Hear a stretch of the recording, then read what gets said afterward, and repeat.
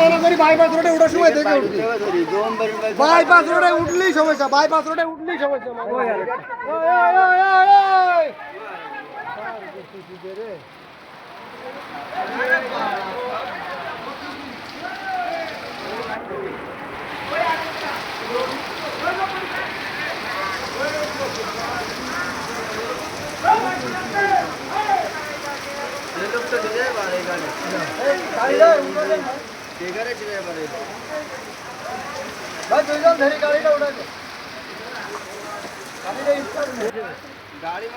ট্যাঙ্কি চেঞ্জ করা লাগবে।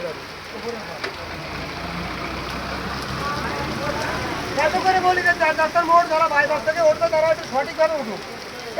এত দুর্ঘটনা হয়